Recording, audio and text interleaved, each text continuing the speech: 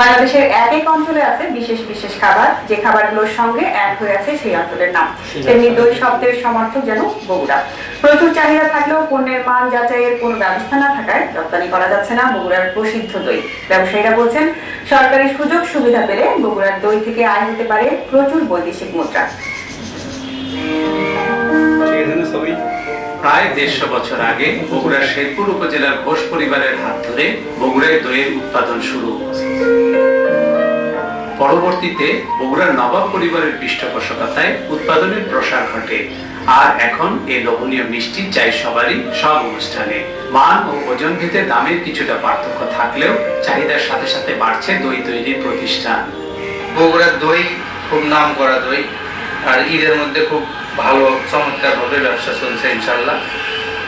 আশা করি সামনের দিন আরো ভালো চলবে। দেশ বিদেশে সমান জনপ্রিয়তা থাকলেও সীমাবদ্ধতার কারণে এই খাত থেকে বৈদেশিক মুদ্রা আয় সম্ভব হচ্ছে না। কাস্টমসের ট্যারিফ শিডিউলে পণ্যের তালিকায় দই না থাকায় আনুষ্ঠানিকভাবে দেশের বাইরেও বাজার সৃষ্টি করা যাচ্ছে না। আমার মনে হয় যে এই জলপাইগুড়ি এই 7 সিস্টারের দইটা বাংলাদেশের যদি নীতিমালাটা তৈরি হয়ে যায়, তাহলে 7 সিস্টারে এবং ভুটান নেপালে ইজিলি এই দইটাকে রপ্তানি করা সম্ভব।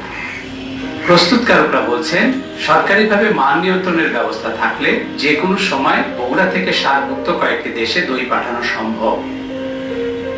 বিভিন্ন দেশে পার্শ্ববর্তী ভারত, নেপাল, ইন্ডিয়া এগুলো দেশে আমরা পাঠাতে পারি। কিছু একটু পরিবর্তন করতে হবে, সরকারি সাহায্য সহযোগিতায় কিছু মেশিনপত্র, আধুনিক জিনিসপত্র করলে এটা আমরা বাইরে পাঠাতে পারি। বগুড়ার দই রপ্তানিযোগ্য পণ্য হিসেবে অন্তর্ভুক্ত করার জন্য সরকারের পৃষ্ঠপোষকতা চান ব্যবসায়ীরা। Hasibur Rahman Bilu, Independent News, Bogura. এ বিষয়ে আরো বিস্তারিত জানাতে আমাদের সঙ্গে বগুড়া থেকে যোগ দিচ্ছেন বগুড়ার আরবরিয়া গ্রুপের চেয়ারম্যান হাসান আলী আলাল। জনাব আলাল, আপনাকে আমন্ত্রণ জানাচ্ছি। আপনার কাছে প্রথমেই জানতে চাই যে প্রশাসনিক কোনো ব্যবস্থা নেই রপ্তানির, তারপরও আপনারা এখন পর্যন্ত কোন কোন দেশে বগুড়ার দই পাঠাচ্ছেন?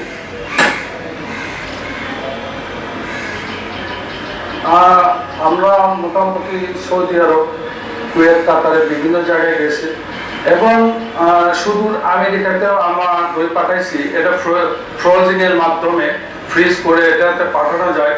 তো সরকারি পৃষ্ঠপোষকতা পেলে এবং কিছু সুযোগ সুবিধা পেলে আমরা পৃথিবীর সব জায়গায় এটা পাঠাতে পারবো ইনশাআল্লাহ। জনাব আলাল, আপনার কাছে আরেকটি বিষয় জানতে চাই। আমরা জানি যে রপ্তানির ক্ষেত্রে একটা বিষয় সংরক্ষণ অনেক বড় একটা বিষয়, সেই সংরক্ষণের ক্ষেত্রে আপনাদের কতটুকু সুযোগ ব্যবস্থা আছে?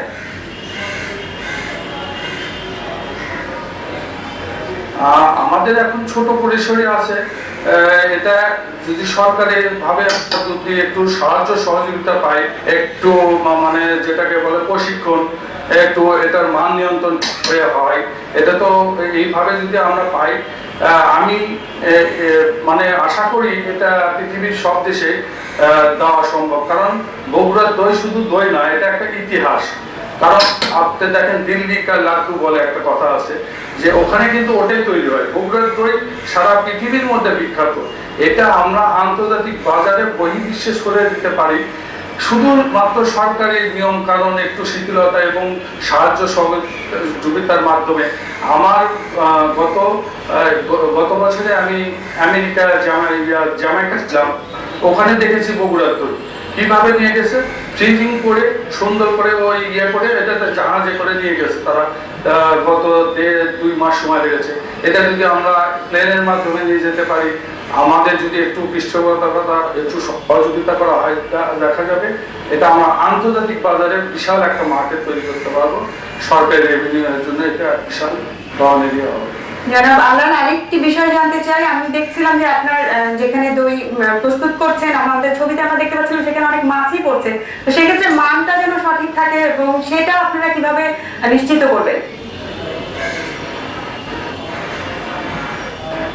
হ্যাঁ, এটার জন্য সরকারি উন্নত মানের কিছু প্রযুক্তি ব্যবহার করা যেতে পারে। যেহেতু আমাদের সরকার ডিজিটাল অনুযায়ী চলতেছে, ডিজিটাল পদ্ধতি ব্যবহার করতেছে। তা আমরা এখন চিন্তা করতেছি দইয়েরও একটা কিছু ডিজিটাল পদ্ধতি মেশিন পাওয়া যায়। আমরা এইগুলো মেশিনে যদি চলে যাই তাহলে দেখা যাবে এই যে কথাটা বললেন মাছ কিংবা এটা এখন দুধ চিনির ব্যাপার এসে যায়, এটা একটু নতুন কৌশলে আমাদেরকে যেতে হবে। জনাব হাসান আলী আলম, আপনাকে অসংখ্য ধন্যবাদ আমাদের সঙ্গে যোগ দেওয়ার জন্য।